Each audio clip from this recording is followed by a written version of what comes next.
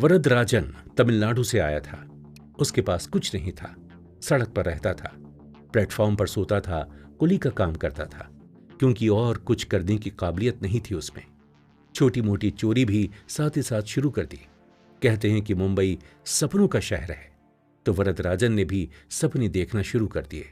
उसे अब बड़ा बनना था, पैसा कमाना था, और जो धिक्कार बचपन से उसने सही थी, उसे पलटने के लिए समाज में रुतबा भी चाहिए था। रेलवे ट्रैक से कहीं ज्यादा मुनाफा डॉक्स पर था। मुंबई में समुद्र से ही सब कुछ आता है, ठंडी हवा, आतंकवाद और पैसा भी। वरदराजन ने डॉक्स का सामान चोरी करना शुरू किया। हर गुंडे को राज करने के लिए एक गिरोह की जरूरत होती है। उस गिरोह को जमा करने के लिए नौजवान लड़कों की जरूरत होती है। तो वरदराजन ने भी अपने ही समुदाय के तमिल लड़कों को अपने साथ जोड़ा और अपना काम बढ़ाना शुरू कर दिया। धारावी में उसका सिक्का चलने लगा। उसका नाम लेकर लोगों के अधूरे काम बनने लगे और वरदराजन एक कुली से वर्धा भाई बन गया। मुंबई का राजा बनने के सफर में वो अकेला नहीं था।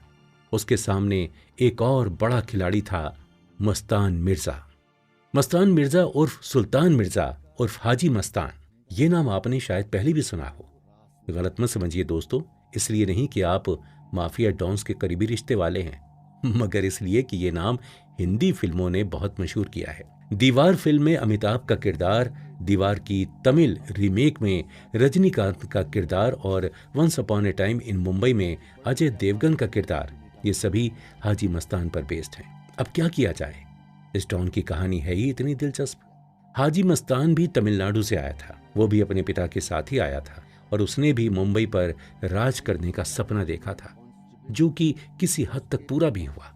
डॉग्स पर काम करते हुए मस्तान को यह अंदाजा हो गया था कि यहाँ ही सबसे ज्यादा पैसा बनाया जा सकता है। उसकी परवरिश भी कुछ इसी तरह हुई थी कि वो सभी को जोड़कर काम करने में विश्वास रखता था। मस्तान के गिरोह में सिर्फ मुसलमान ही नहीं थे, बहुत से हिंदू भी थे। उसकी दोस्ती भी सिर्फ अपने साथी डॉन वरदराजन से ही नहीं थी, बल्कि उस जमाने के सभी बड़े पुलिस अफसरों और नेताओं से भी थी।